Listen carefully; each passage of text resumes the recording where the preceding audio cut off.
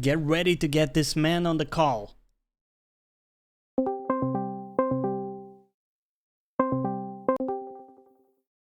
Hello, Inquisitor Kane. Hello, hello. Welcome to the Caturday Show. How are you doing, man? Thank you very much. Well, I'm doing great. I'm here, so thank you very much for having me. Yeah, for sure. And hello to the chat. Hello, hello. Can we get your camera feed there? Is it not working again? It is working. We're good. All right. Everybody, Perfect. This is Inquisitor Kane. Welcome to the channel, man. Thank you for doing this.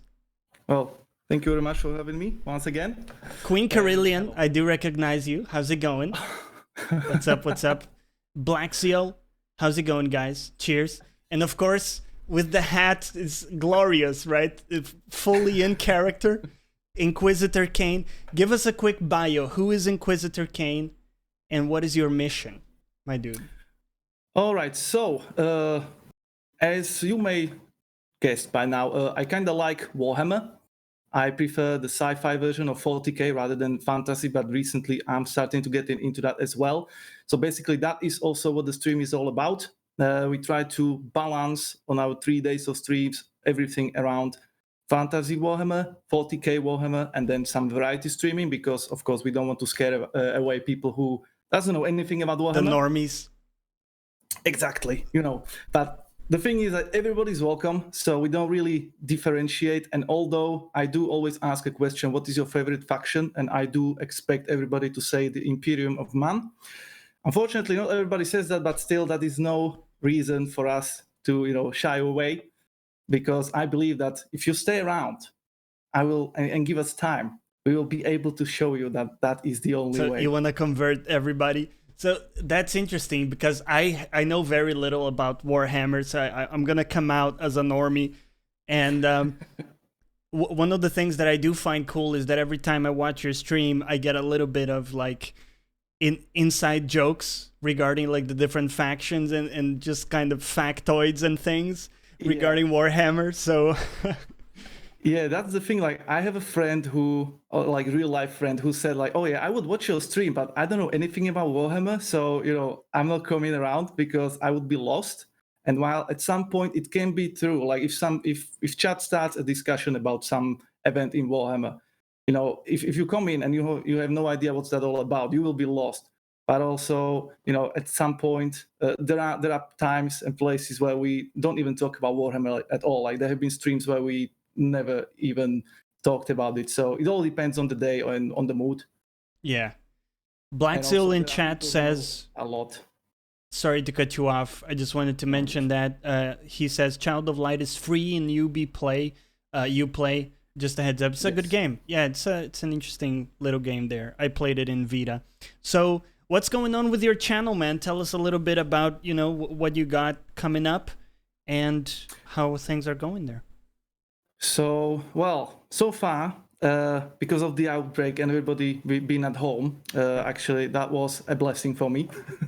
It bumped up my number because everybody's home. Are you working from home, or what's the situation? No, I have to work from the office. I understand. So I'm still going to work, but it's not as bad because everybody else is inside. So basically, it's quite safe on the streets, right? Unless people start walking around, then could be a problem. Yeah.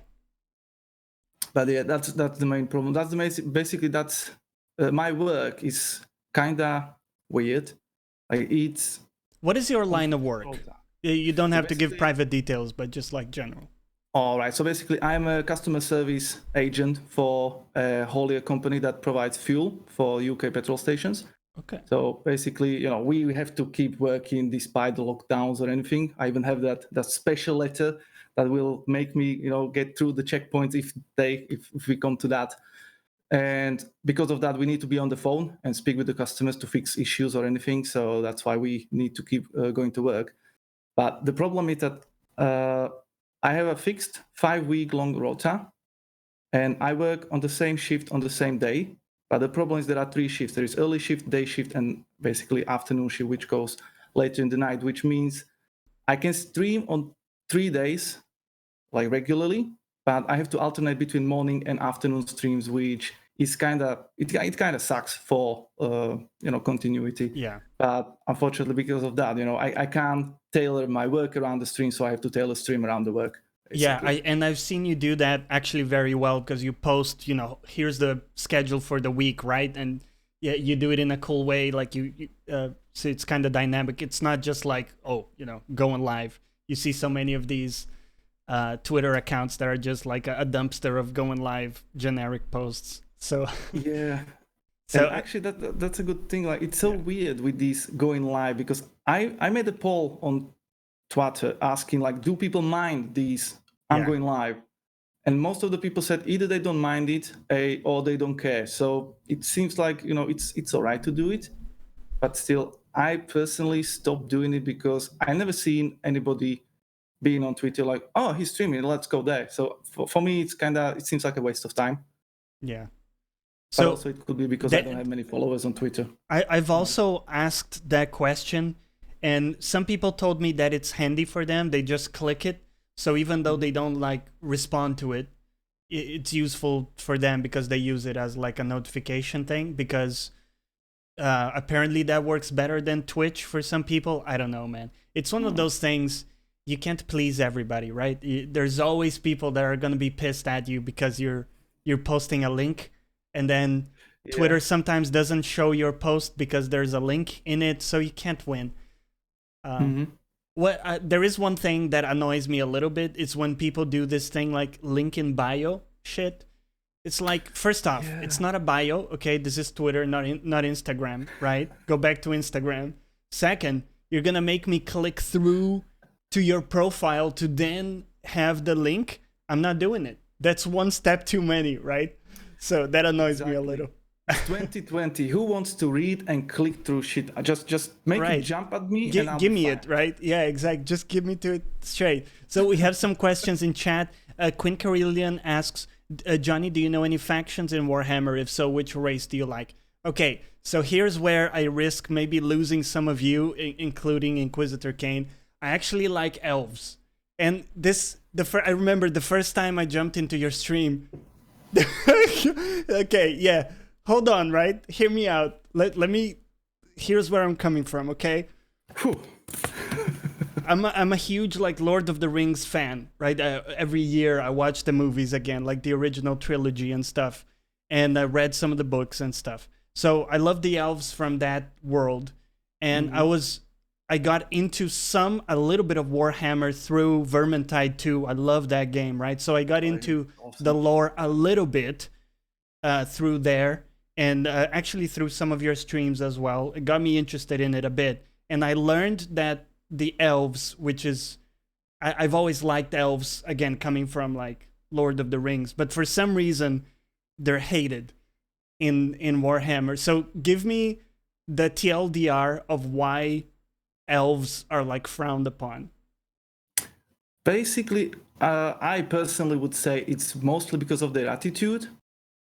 And that also goes through, like, not only for Warhammer, but also for, like, many other franchises that I've seen having elves. Like, usually you have elves who are this elder race who looks at people and everybody around like either kids or some idiots who can't do anything properly, like, we elves, we're here. We've been here first. It's kind of like this boomer attitude of, back in my day, you listen to me. But hear me out. Isn't it kind of true though? Haven't they been around and survived like plagues and shit? Yes, but also in Warhammer universe, they also were part of a war that actually nearly destroyed everything. So and then there is this problem of everybody hating everybody in 40k universe. So you can't really win. So give me a little bit of background behind the rat people, because in Vermintide 2, the rat people are everywhere, right? Every map, and they don't appear to be intelligent. I don't know if in the lore they have any like consciousness or intelligence. Are they just kind of animals, basically? The rat dudes? Well, I'm not well versed in Fantasy Warhammer yet. Okay. I also got into it just because of Vermintide game, but from what I've gathered, they are actually intelligent. They have the society. They have like. Dude, imagine a day in the rat life. they're just talking amongst each other. "Hey, how was your day, bro?" It's like, just chased some dudes, right? Ate some shit off the walls, right? You're actually not far away from that. Like, they do talk, they do have hierarchy, they do have like plans. The only problem is they are like they always are looking for the way how to backstab someone and get on a higher step because of that. So it's kind of, and they are also like they are considered evil, like they serve chaos powers and they want to just destroy everything and be on the top. So that's why also in Vermintide, that's why they are everywhere, Right. because they made a pact with the chaos faction and now they are trying to just overrun everything and be the rulers of the world, so to speak. So first up, 16-bit heroes, welcome back, my dude. How's it going? Oh, hello.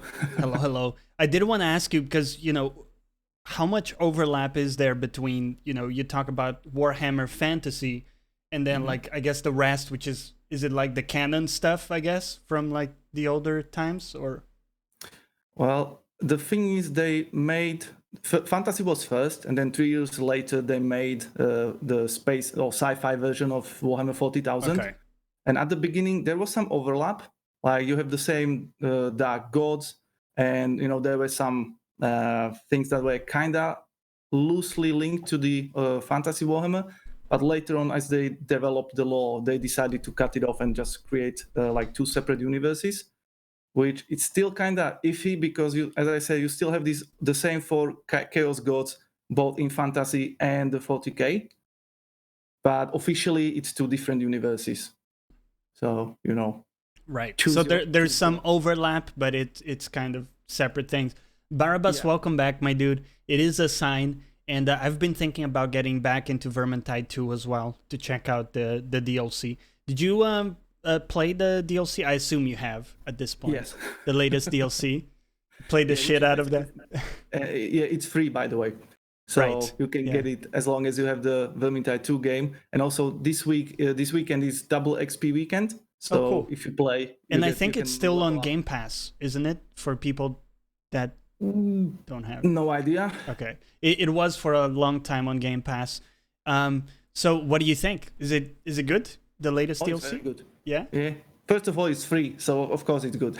So it's like a new map and some extra stuff that can modify the existing levels, right? It's 3 new levels. 3 new levels, okay. Yeah, 3 new levels, and obviously some new challenges that you can do on those levels. And in the end, you have like a raid boss, which we never had before in this game. So it's like a boss. Luckily for me, it's not like multi-health bar boss because I hate that crap. But he has like 3 stages, so the less health he has, he changes his attacks and everything. So you have to go there and kind of learn what he does. So it is a little bit more on the side of MMORPGs boss fight, but not too much. It's not like very complicated, and you don't have to, spend next 3 hours just learning the strat. Yeah. You can just go in there, wipe I think that's what I like about Vermintide in general. It strikes a good balance between depth and kind of accessibility, because you can get into it and play a bunch of levels and have a lot of fun and advance quite a bit. But if you want to get deep into it, there's like higher levels of difficulty and more challenging classes to play as and stuff. Yeah. So what's the best class, like the most powerful class in your opinion, to go into it? That depends on what's your play style. So basically you have there is no healing class or anything. Like everything you play deals either damage or tanks. That's basically the 2 classes you have. So depending on what you like, if you like to do DPS but then die in 1 hit, then you choose those characters. But if you want something really easy to play, I would say go for Zealot, which is Victor Saltspire. So I think that's the second version of the...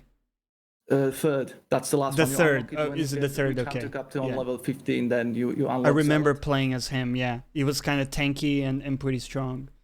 Yeah. Queen Carillion says Carillion. Dude, I actually have quite a bit of fun playing as that as well. Don't hate on me, okay? Look, it's a good character, all right? It's good damage. I like archery. It's cool, man. I remember the first time I was like, oh, I'm kind of digging playing as the archer, and you're like, oh, heresy, right?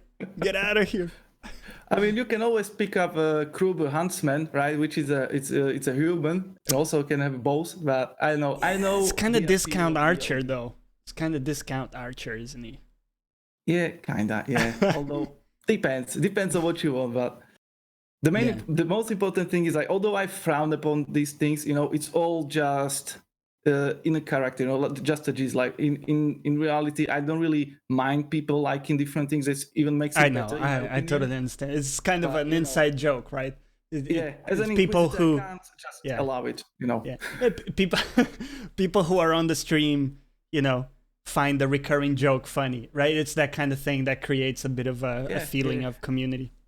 Yeah, and just keeping it in character, because I can't go around as a Warhammer Inquisitor and be like, oh yeah, actually super friendly, everybody's accepted, right? yeah.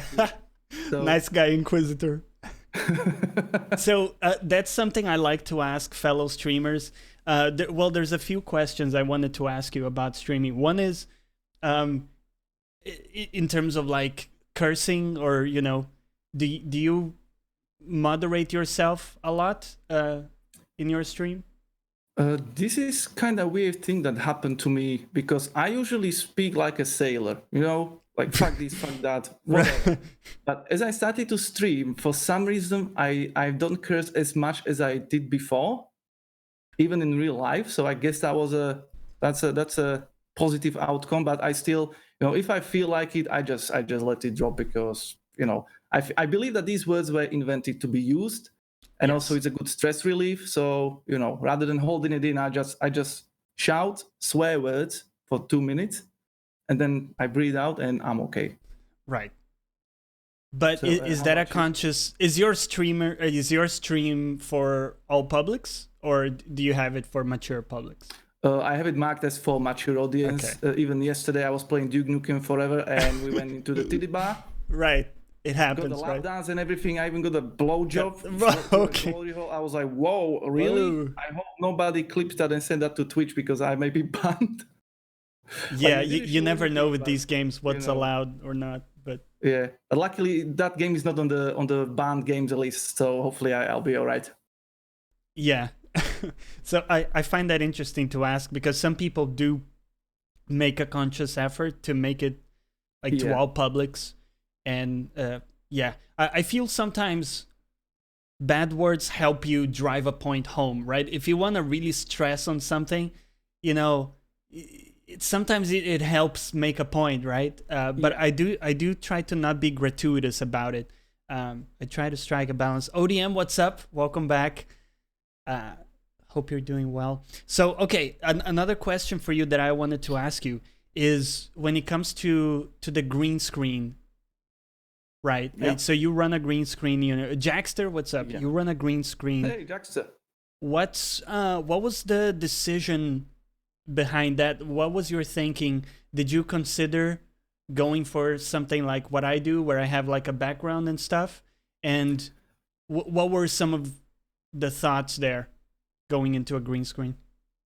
Okay, so the first issue was that I live in one room flat, so basically just one room, and that's everything. So the background wasn't very good. It was like, you could see an Ozzy Osbourne poster, but not much. Just a little bit. So I tried to turn around my desk to face a wall, and I was ready to put some shelves on it and maybe some Warhammer minis or something, to buy something to put on the display. But I found out that if I turned that around, because of the camera angle, I couldn't do it. So in that case, the green screen was the only option, because if I do the laundry and then I have the laundry somewhere here, I will have to move outside of the camera view. Oh man! So it was just too much work. So I guess I just set up the green screen, and also I found some spaceship, like Warhammer spaceship insides. So it even plays into the Warhammer look. So basically, it was just a better option for me. Yeah, I before this I lived in a studio, so it was just one area, right? Mm-hmm. London is very expensive, and I had the bed behind me, so I was like, oh man, I gotta, I have to make the bed And yes, guys, there are some days I don't make the bed. Okay, it's just there. I live alone, so sue me if I don't make the bed every day, right? It's gonna be unmade anyways at night. But the point is, what you say, it's kind of tough if you just have one space, right? To have everything tidy for every stream. The green screen really helps with that. Yeah. Okay, good. So when it comes to like choosing what you play, because I've seen you play Dark Souls 1, it's one of my favorite games. I think you had a lot of fun with it, but I also saw a lot of frustration, of course, as everybody has felt, right? So what's your overall thoughts on Dark Souls now that you played it, and have you played any others? So I did a no rage playthrough of Dark Souls, which many people said it can't be done, but actually, I don't rage that much these days, so it was kind of all right. But I think Dark Souls 1 is one of the best games I have ever played in my life. Perfect music, the level design is just mind-blowing, the enemies are great, and also it never felt unfair when I died. It always felt like, okay, I screwed up, so I deserved it. And then I tried to play the second game, but I don't know, for some reason I never finished. I don't even know the reason why. I just know first I stopped streaming it because people were not really interested, because with Dark Souls there is not much you can stream. Everything was done. That game was played to death. And then recently I got the third game, and that was terrible. Like I don't really like Dark Souls 3. You didn't like Dark Souls 3? No, disaster. That's my favorite. Really? What was it? What didn't you like about it? I'm curious now. Felt lazy. How dare you? It was like, I hate multi-health bar bosses, You kill the boss, he should die, not regenerate full health bar and then okay, I'm with you there. I do dislike the multi-HP bar bosses. Yeah. And then when I went into Sekiro, I'll ask you if you've played it in a second, but going into Sekiro, you have like the 2 or 3 HP bar bosses. Get out of here. It's not worth my time. Yeah, it's... Exactly. So it sounds like you've played it as well, Sekiro. Have you? No. I just seen some reviews, and then I've seen you play it, and I asked you about the multi-health bar bosses. You said, yes, they are here, and I'm okay. Oh, God. Yeah. Queen just too frustrating. Queen Carillion says another great funny thing on Kane's stream is the heresy level. Sometimes even the most loyal viewer commits heresy. So how does that work? Is there a meter? Well, I was thinking about the meter, but I can't really put a meter on the screen because that would just encourage them to trigger. Oh yeah, for sure. The thing. But I have my heresy card. If it gets really out of hand, then I warn them with the heresy video. And like yesterday, when shit goes down and they really are unstoppable, then I just proclaim an exterminatus, which just basically wipes the whole chat, and then it kills all the heresy, and basically nobody can speak in the chat for about 5 minutes. A timeout? I love that. That's so in line with the character. That's great. I think that's so cool, and it's a great example of how you start off with an idea of what your stream's gonna be, and then over time you come up with little things that build into the either character or idea that you have, and it's in a very natural way. I think that's very cool, man. I did want to ask you, like, how do you decide what you play on the channel? Because there's always a bit of trepidation to become only stream one game, right? But at the same time, it is easier to garner a bit of a bigger community if you focus on a single game. So how do you think about that? So basically, I had the same, well, not problem, but maybe question, because there are games that I really like, and I wouldn't mind to play them on stream all the time, but also I like change in life and in games as well. So the way, and also like if I only focus on one game, then if that game dies, I die as well, because I have nothing else going for me. So for now, the way we do it on our channel is I stream 3 days a week. So on Monday we do 40,000 Warhammer 40k. Right now I'm playing through Dawn of War series. So we are at the second DLC of the first game, and I'm going to go through the whole trilogy. Then on Wednesday we play Fantasy Warhammer game. Now, if it's in the afternoon and I can get people together, then we play Vermintide. If it's in the morning, I'm playing Total War Warhammer 2. And on Friday, we do variety streaming of like whatever game that. Okay, so on that day, right? On the variety day, do you pick carefully what you're going to play? Like, oh, is it going to work well? Or are you like, whatever I feel like it? I'm trying to do a mix of what I would like to play, because there is no point playing something where I would not enjoy it, because then people will feel it, see it, and they will be like, okay, this is not worth it. But also I'm trying not to play something that is either overly streamed or something that nobody ever heard of, because I tried a few times and it never went well. So I'm trying to pick something in the middle. In the middle, yeah. I think that's where it's at. Ultimately, like, the people that already know you will come back probably, like, for anything you play. It's almost interesting, I think, when you play mostly one kind of game, like maybe you're mostly focused on the Warhammer stuff. When you do play something different, I think that adds a level of interest. It's almost like, Inquisitor Kane plays Fortnite, right? The outrage of it, it's never gonna happen, but something like that where people can see you in a different setting. I think that's really cool, actually. Yeah. Not Fortnite. No, no Fortnite. You said Fortnite because Jackster, that word triggers Jackster so much. I don't. For the record, I also don't like Fortnite. Never played. Well, I've played a couple times only to find that it's not for me. Yeah. So. To be fair to Fortnite, like, they must be doing something right if it's like top game. That's the age-old question, because a bunch of people like it.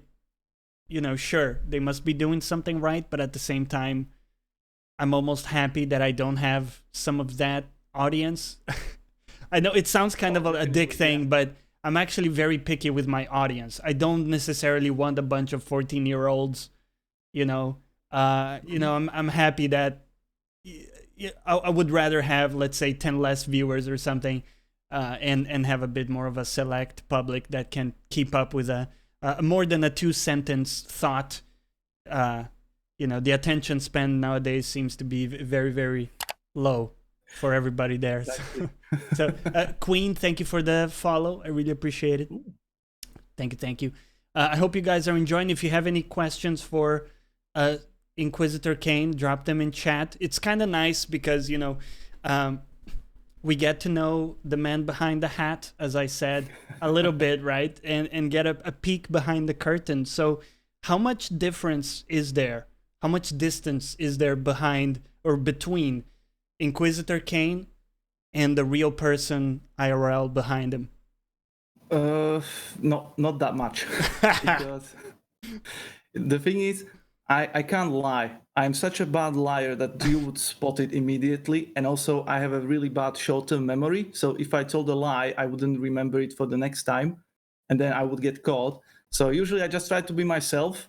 And for the streaming, I just try to, sprinkle a little bit of Warhammer, feud on top of it. So it's not really that different. Right. So... Do you one big thing, like when you stream, right, is trying to keep the conversation going and keep a flow, try to avoid like dead silences and stuff, which is something you don't typically do outside of something like streaming, right? Is that something you've struggled with, like trying to make sure you don't have dead silences, and or does that come natural to you? Well, I never had that problem with streaming. Because, first of all, I talk to myself regularly. All the time? Yeah. Because, I'm on my own. So, and I even read an article that if you say things aloud and you hear your own thoughts, sometimes it makes you realize that what you want to do is maybe not the best option, or, they take it as a mental shower. So I usually talk to myself, although not all the time, but, keep it in the reasonable measure so I don't get, nobody calls an ambulance for me, of my neighbors. But also, I'm doing a League of Legends podcast since 2014. So basically, that's where I learned to talk overall. And also, I am quite chatty person on my own anyway. So it was just this mix of things where I didn't really. Are you still doing that podcast? Yes, and also I'm proud to say that it's the best League of Legends podcast for in Czech and Slovak Republic. And do you do it in Czech or in English? I do it in Slovak language, but I have some Czech co-hosts, so it's like a mix. Okay. But also, it's the best one because it's the only one. It's the best one. So that's it. That might be another area of overlap because I've played over 5,000 hours of Dota 2 now. Don't get angry with me. I know there's a bit of competition, right? Like people kind of hate each other between League of Legends, and I don't understand either because they're both, very good games. I've played both of them. Yeah. There's each has its flavor, right? Exactly. And strengths. Maybe the graphics of one appeals more to you, or the fact that, maybe there's some more like, I know Dota 2 has some more intricacies with kind of different terrain levels, right? Vision. Yeah. There's some more like depth, although League has its own depth in different ways, right? But did you think about doing Dota 2? Have you ever played Dota 2? I played it a little bit. I also tried Smite, which also was a good game. The only problem is I don't have that much time, so you gotta pick I can't one, right? really be playing that many games. Right. Yeah. So I already signed a few years in League, so I can't really move into Dota and start again. Yeah. And also from what I heard, Dota is way harder because you can kill your own minions and deny farm and everything. And it's controversial. I think it's like at least as hard for sure. And then there's some stuff that's exclusive to Dota but I think you're right. It doesn't make sense if you've already gone through the learning curve in one that you really like. Then I would bring some of the League of Legends thinking into Dota, which would hinder me further. Yeah. And then, do I unlearn it completely and then can't go back to League? It would be just too much clash of the interests, should I say. Yeah, and you're right. I think you may have like bad habits. Well, good habits in League that are bad habits in Dota, the same way that I would in the other. So that's interesting. I didn't know that you were into that as well. Well, as Jackson says, it's a matter of taste. Like those games are similar, but everybody, has different tastes and likes. So you just choose whichever you like. And Smite is pretty cool. You mentioned Smite. I played it a little bit, but the fact that it's like third person over the shoulder kind of thing, it removes a bit of the tactical aspect because, in Dota and League, you have this overview that just has a lot more information for you to work with, right? Yeah. And I find that Smite is much more of an action game, kind of reactionary, because you don't have that all that wealth of information of your surroundings. But it's a very cool game as well. That's cool, man. So about streaming and stuff, how long have you streamed for at this point? Well, I was streaming a little bit before in Slovak language. I was playing League because I figured, I'm making a podcast, maybe it will be better, to also do a streaming. But then I stopped because I was living in a shared apartment and we had shared internet, so I couldn't stream. Otherwise, I had 3 people knocking on the door like, "Do we play World of Warcraft? We can't play now because you jacking our upload." So I had to stop. But now, since I'm living on my own, I thought, okay, I'm going back to it. And then after a while, I was streaming in Slovak, and then I had one like regular viewer coming in, and he said like, "Dude, you're living in the UK, you speak the language. Why don't you stream in English?" And I thought, that's a great idea. So I switched. So basically, I switched to English in January 2019, where I started to stream again, like for real. So over a year now. Yeah. And how do you have any goals for this year that you have in mind for your channel? Yeah, I would like to unlock the emotes for subscribers. Yeah. So that's like the next tier of subscriber number, right? Yeah. So cool. I'm still missing. We unlocked 2, and now we are missing the last 3 spots. Yeah. And then after that, I would aim for partnership. And then I think that would be the end goal for now. And then we will see how it goes. Because for now, for me, streaming is kind of a hobby. Yeah. I take it seriously, but still it's a hobby. I still have a day job, and I can't quit streaming for my job. So it's a hobby. I take it seriously, and when I get partnered, I will see if I can make enough to become a full-time or just keep it as a hobby. Would you like, do you think, to do, like, if I told you you're gonna be able to make enough to kind of to live on it, would you kind of make the jump and go full-time streaming? Yeah. As a very lazy person who doesn't really like going to work, and I don't have a car, so I have to walk there, it would be way easier for me to wake up and go and start working, So yeah, I would like that. Yeah, that's cool, man. So I wanted to talk to you about board games a little bit. I don't know if you do board games as well? I always wanted to, but I never had anyone to play with. But funnily enough, for this Christmas, I bought Arkham Horror for my friend. Yeah. So once or twice a month, I go and see my friend and his girlfriend, and we play that game. That's awesome. Have you? Do you have Tabletop Simulator on Steam? Yes, I do. Have you played stuff there with people? No.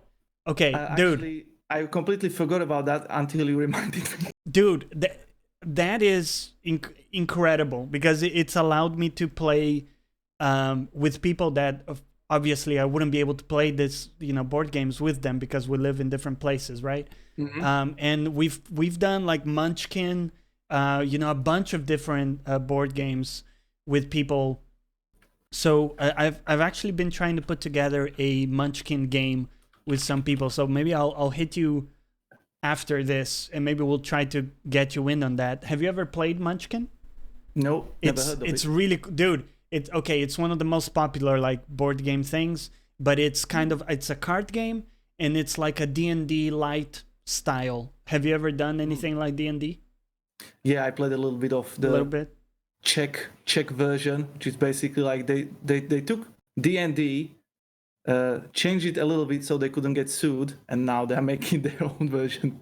Mm-hmm. But it's good. I would really like it. I even bought like Rogue Trader, which is like Warhammer kinda D&D. Oh yeah, game. Yeah. But I didn't have time to read. Dude, it's a blast, and playing with people is so fun because you start off as friends, right? Of course, and as the game progresses, there's this zero-sum thing where only one person can win, and someone getting something really good means that you're getting fucked. So it's like it progressively goes to like backstabbing, and it's super fun. And right. It's like you're in a dungeon, you're fighting monsters. Again, it's just card game, right? Mm-hmm. To sell cards. You have your gear that you pick up and find. But you can also do things to screw over people. So you could, put a curse on someone, or steal gear from them, that kind of stuff. Dude. Okay, we'll put something together. I think you really enjoy. I'll give it a go. How close is it to Talisman? I haven't played Talisman myself. All right. So I don't know, but suffice to say, it's easily playable without any prior knowledge, as long as you have other people that have played before that can kind of walk you through the basics. It's very accessible. Yeah. And it's got like 30 plus expansion packs, and it's all in Tabletop Simulator, right? So you have all the expansions. So you have like Cthulhu stuff, Marvel, I think there's some Warhammer stuff. Anyways, yeah. So there's so much good stuff there. So I'll try to maybe add you there if you're interested in, and we can do a game with some people. 16-bit says, my problem with Munchkin is I didn't find much level of strategy there. There is strategy. There is strategy, and a lot of it surrounds making allies or backstabbing people. It's that kind of strategy. But you're right, it does depend on luck. That's true as well. I think it's a good balance. It's a lot of fun. So, good. Okay, so we'll make that happen, because I think Tabletop Simulator is a great thing now that maybe people can't do as much IRL, get-togethers. It's really the closest thing to sitting down with a bunch of friends and playing something. So, yeah, that sounds good. The other thing I wanted to talk to you about is like books. Do you read kind of epic fantasy? Because I had a feeling that you might. I read books. What kind of not books? much of epic fantasy recently. So, well, I usually read like 2 books at the same time. I have like one near my bed, which I read before I go to bed, and then I have one that I carry around when I go to work, which I read on my lunch breaks. So I'm usually reading one Warhammer book, just to get into the lore, because there is so much things that even I don't know, that I need as much knowledge as possible, so I know what the people are actually talking about when they start discussing something.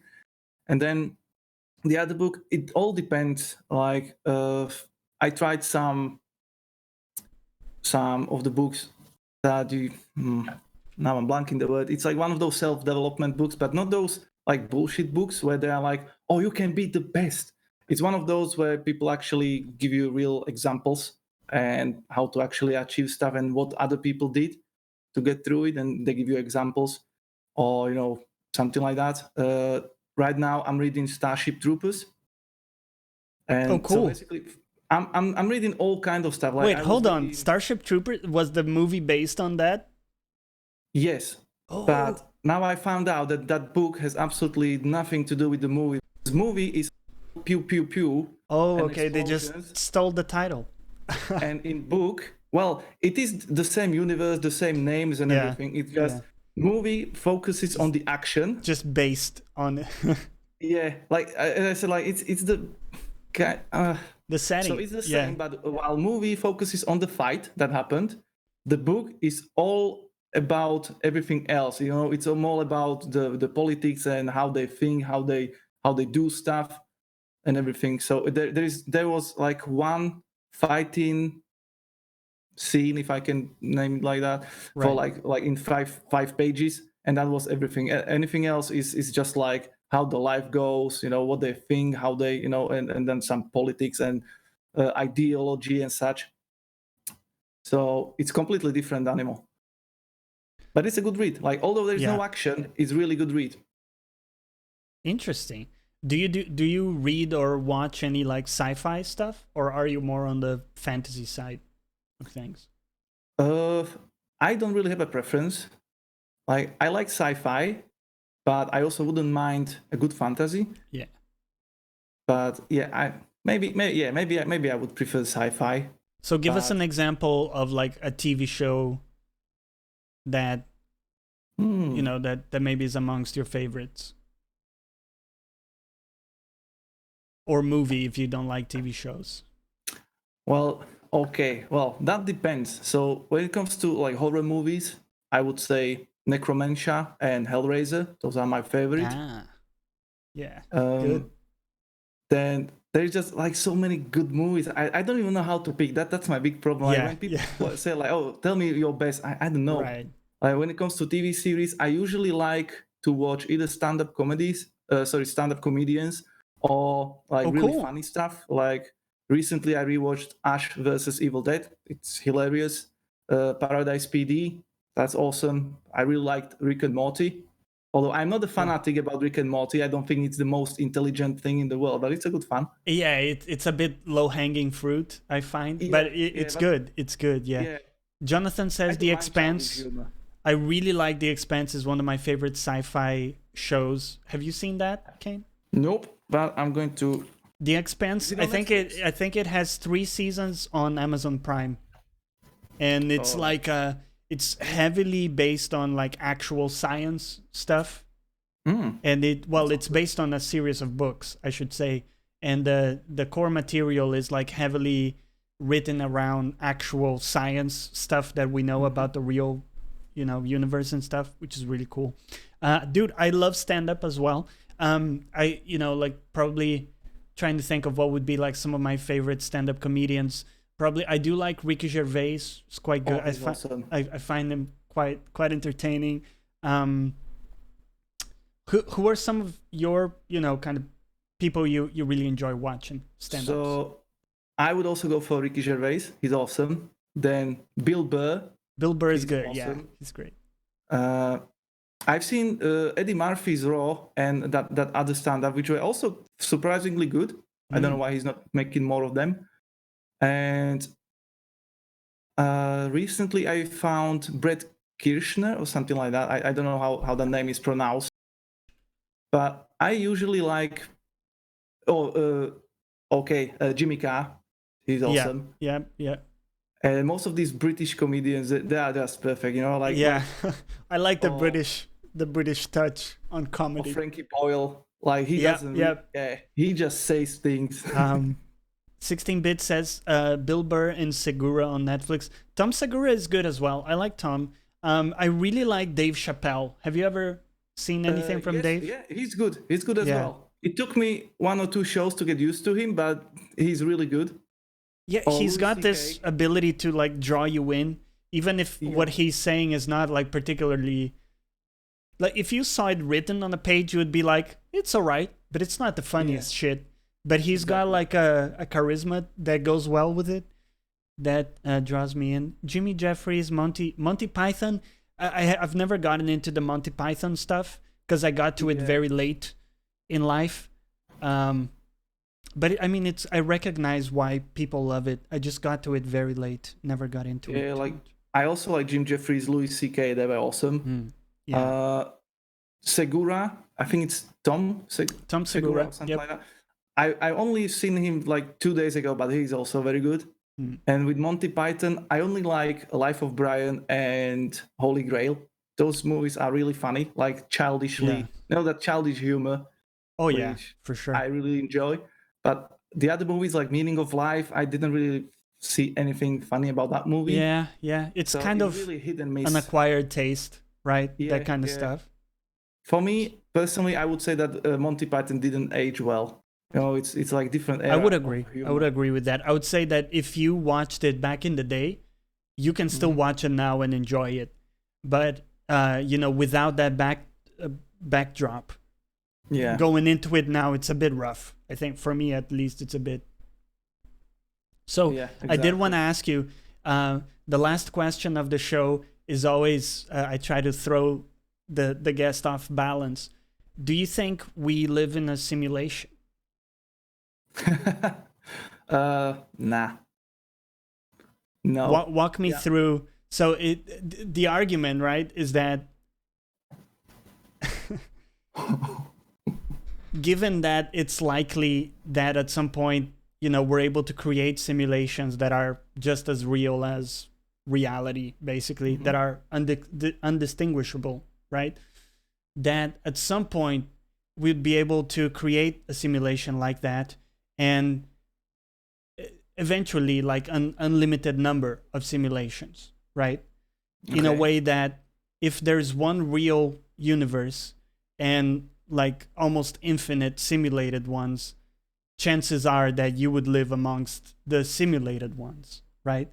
But it sounds like you don't find this persuasive, right? No, because if this was a simulation, now question is, would I choose the simulation for myself? No. You're a part of the simulation, right? So there's a basement somewhere in the real universe running all of these simulations. So there's a simulation there, and within that simulation, there's another universe that gets to the point where they can create simulations as well, and it's like a fractal. Right. It goes exponential from there. Yeah. Okay, I thought you mean like like we humans chose the to be living in the simulation, because in that case that would be a straight no, because why would you choose this shitty simulation? You would choose for yourself something really cool and exciting and nice. Now what you say is interesting, because what you're saying is like the Matrix, right? So if I told you, do you want to wake up and go back to the real world or stay here, you're saying you don't think this is that great. Well, it depends on what the other side, if somebody told me like either kill you and not much else, I would be like, I'll stay here and I'll enjoy what I have even more. But if they said that, oh, you can just wake up and be living in this awesome world of the future where everything's possible, and I would be like, yeah, show me. Right. So, Ronnie, what's up? How's it going? So, if I told you right now that in reality, you think you're Inquisitor Kane, but in reality, you're a farmer in Peru, right? And you farm 12 hours a day, and what you think is your life. I'm going deep on this one, but would you choose, knowing that what you experience right now is not real, technically, would you choose to stay here or go back to being a farmer in Peru, working 12-hour shifts? I would definitely stay here because fuck working on the floor. Come on. No way. Thank you. No. Good. I'll have my an honest answer. Oh, man. Very good. Although if you told me that I am rich Congo prince from Africa, maybe I would go back to that. Who knows? But yeah, definitely not back to farming. No, thank you. Farming sounds pretty rough. Yeah. Yep. The farming simulator is kind of fun for an hour with friends. Real life farming, I wouldn't go for that.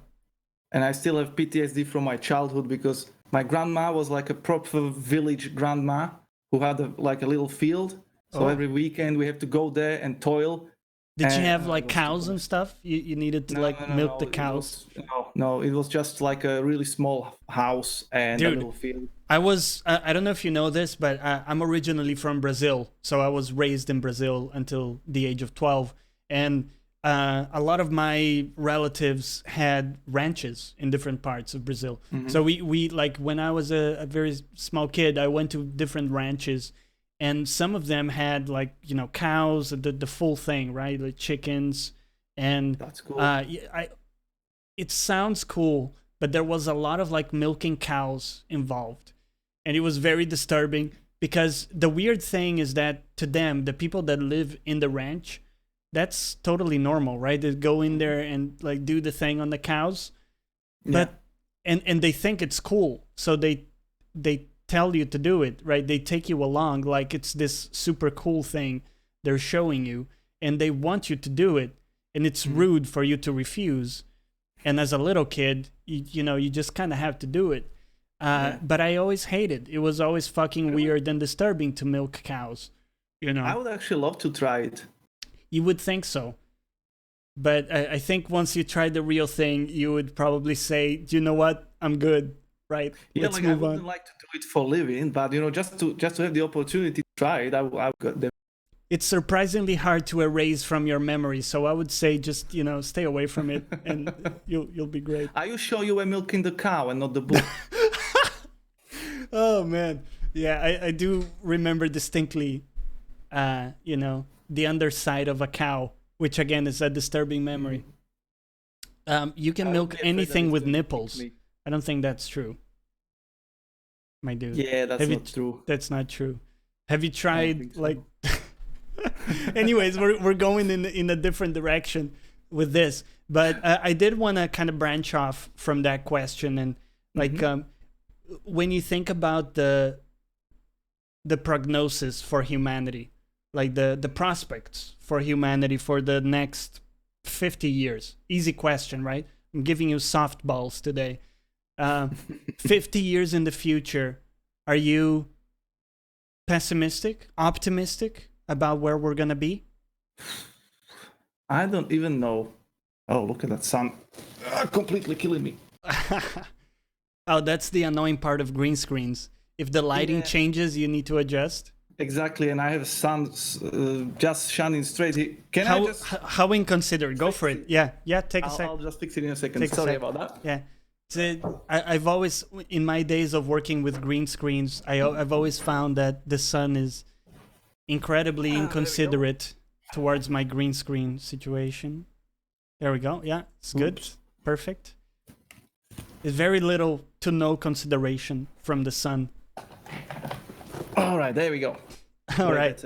Now I'm a proper cave troll. No sunlight. So the simulation is breaking down, Queen says. Yeah, yeah. It's real. No, he's going back to Peru. It's going back to Peru. No, please. No. I pay you. Just No. 20 more minutes. No, please. Oh man, that would be rough. Imagine that, waking up. It's like, I hope you enjoyed, your 30 years in the simulation. Now you get to live your other 30 years as a farmer in Peru. Oh, that would be so bad. Fucking hell.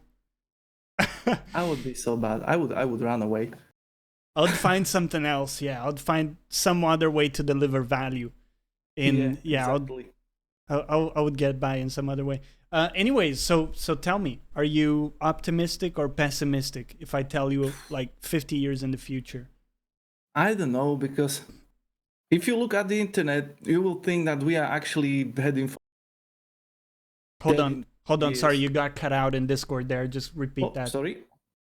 So basically, if you look at the internet and what's happening on the internet, you would think that we are destined for doom, because people are getting dumber and like ridiculous. But also, when you look in the real world, we actually are progressing. So honestly, I don't know what to make out of it. I'm not too sure how it's gonna go. Like, obviously, we are overpopulated. Like, there is a lack of resource. We need to expand. So I think it all depends on whether we are able to go outside of Earth to, right, to colonize other worlds. Otherwise, it can go wrong pretty soon, unless we start doing something. Yeah, I think we've seen, like in history, it's almost just a matter of time until there's some kind of cataclysm event. Yep. Right, just like happened to the dinosaurs. It's only like there's a number of things that we know over time will happen, and it can be a very long time for us to not even worry about it, but it could be sooner, right? So I think it does make sense to think about a contingency plan. And I don't know if you're familiar with Neil deGrasse Tyson. It's kind of a science educator guy, right? He famously says that any problem that comes our way has to be easier to solve than colonizing Mars, for example. And I have to say I disagree, because that we know that there are things that could come our way that we can't do anything about. Just like, right now we have a pandemic, and it could be a much worse thing than it is now, and we know it's almost a matter of time until we face something that is worse. That random asteroid that hits the Earth, and right, to us what happened to dinosaurs. So we need to have that option of, okay, I'm out. yeah, exactly. So I think it's smart to try to not put all of our eggs in one basket. That basket being Earth. So I think it makes sense. Black Seal came back to a heavy conversation. I do like to throw a curveball in the end here, and we kind of went in unsuspected directions. But I think it's a cool conversation. 16-bit says there's some malware in the simulation right now. Yeah, some malware infecting the simulation. We did get a question about aliens, and now I'm curious to get your take. Do you think that, first off, do you think there's like alien intelligent life out there somewhere? And second, do you think that they've found us in some way and we don't know about it? So I don't know, obviously, but I say it's possible that there is another intelligent race somewhere. Whether they can space travel or not, that's a question. But I think if they can space travel and they found us, they are making sure to stay the fuck away. The fuck away. Such an idiot. Like, seriously, we are prepared to nuke our whole planet just to make sure nobody else gets it. So I'm quite sure they're like, okay, I'm not touching this shit. Stay away. Just making boats patrolling around the perimeter of our galaxy. Like, don't even go there, because if they found you and they get the space drive, like, everybody's is if they got a snapshot of like a day on Twitter or Instagram, they'd be like, fuck no, that's not worth our fuel to get over there. That's ridiculous. Like, you want these guys to join us? Like, come on, don't be stupid. Yeah. Besides, by the time we get there, they will have killed themselves amongst some ridiculous squabble. that's also a possibility. But on the plus side, if we actually encountered aliens, I believe that is the only way how to actually unite the mankind. Because like a common enemy kind of thing. Yeah, because no matter how far we get, all the time, always there will be someone who will differentiate because of the race, sex, religion, whatever. And you can be as friendly as you want, but there is always going to be someone, who will steer the ship. So unless we encounter somebody completely different, and then we will be able to be like, okay, I don't care about your religion, I don't care about your color or whatever. Yeah. Now that's the problem. Let's unite, and maybe that would make, who knows? Maybe that would unite us, and that would make us actually able to finally cooperate and progress. You would think so, but then again, we are facing something global right now that you could view as a global enemy, and in some ways, it's just dividing us even more and more because there's all kind of divisive talk happening as well. Instead of, it's almost like what we have right now is almost a coordination problem. If we could just everybody get in a room, metaphorically speaking, and say, listen, guys, everybody for 3 weeks stay indoors, right? Just get supplies. Everybody stays indoors for 3 weeks. From what we know, it would just eradicate the infection as it stands. However, we're unable to do that, right? That's not really viable. So I still don't think we're at that level of global cooperation. Even if we do have like a common enemy, we would find some way to make it about one country or another, or one group or another. But that's why I think it sounds like you have more faith in humanity than I do to some extent. Yeah, I kind of do, because this is different from like all-out space war. Like right. if you had an aliens knocking at your door, threatening to kill everybody or enslave them, then you would be like, okay, it's better to fight with my fellow human, whatever I think about him, rather than go and die. Yeah. While in this plague, you can always be like, oh, I'm better than him, so he can die because I don't care. It's not affecting me. Yeah. Yeah. Although sometimes I think about if we do make contact. And our representatives sometimes they can be quite embarrassing, not to get into politics at all, but some of our representatives, can be quite embarrassing. And the thought that we might be judged by our political representatives is kind of a scary thought to me. So I almost prefer that we haven't made contact in some ways. So yeah, exactly. Good.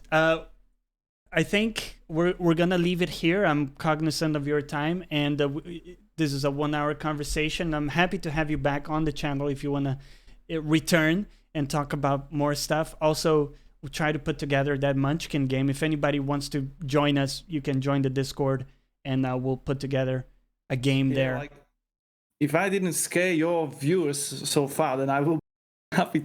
Yeah, no, it's great, man. Munchkin said, yeah, Rejako will Munchkin. So was there anything you wanted to talk about that we didn't get to?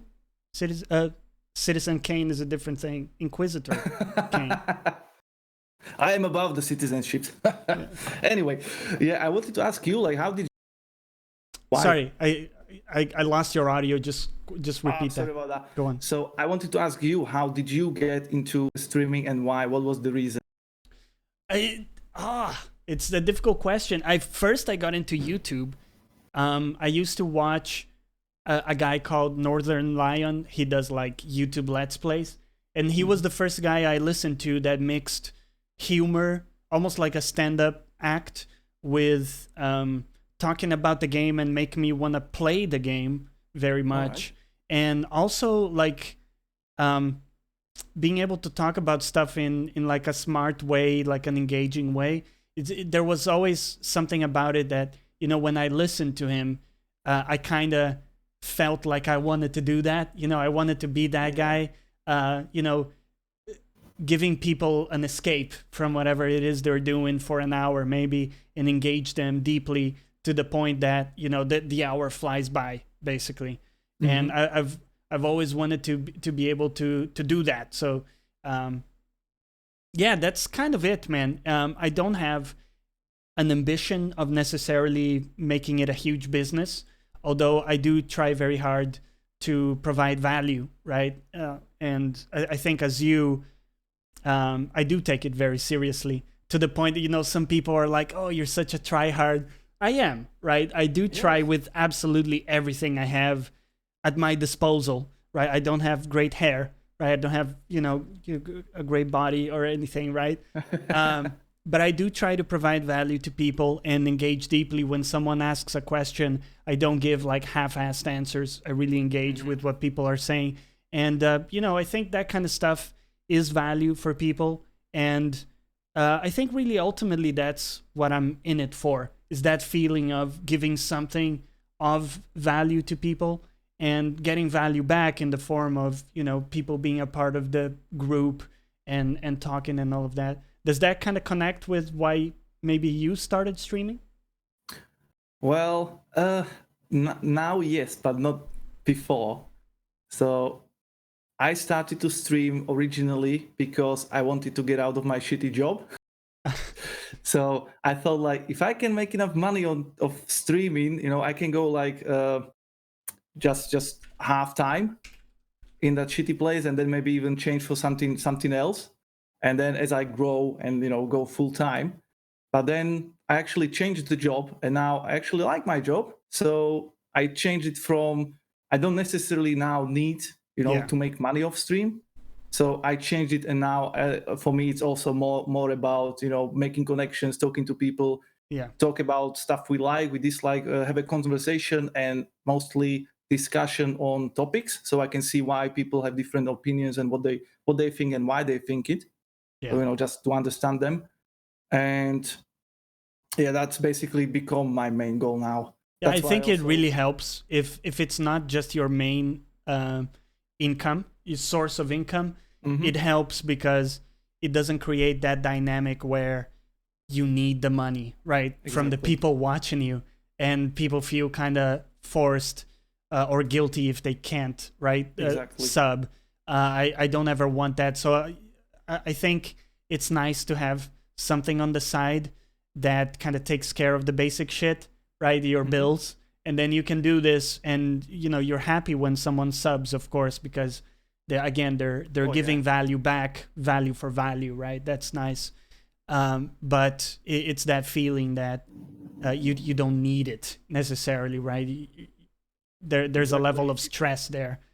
Exactly. If so you need you don't see that stress, and that, you know, like, oh shit, I need you guys to sub, otherwise I don't know what I'm going to eat, you know. And then right, you become a charity case, right, to some extent. Exactly. Which look, it's okay. I'm not shitting on people that are in that situation, but you just, if you can avoid it, I think it's a good thing. Yeah, that's why if I ever went like full time streaming, I would have like different incomes. Like, I would definitely do some investments. I would have some, you know, other things to do. I like writing. I'll do something like that just to make sure that I have money from somewhere else.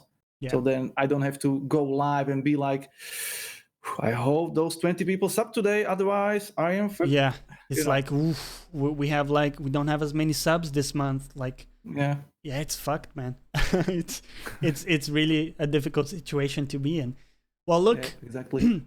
I'm gonna let you go. Really, thanks a lot for coming on, man. It's been a blast to chat with you. Hope to have you on sometime again. And thank you very much, man. I enjoy your stream. Yeah. Keep doing what you do, and stay safe out there. Stay well. We'll catch you next time. Well, thank you very much for having me. Goodbye to chat, and guys, don't forget that the Emperor does protect. Exactly. See you next time. Don't no heresy allowed. Take care, man. Bye.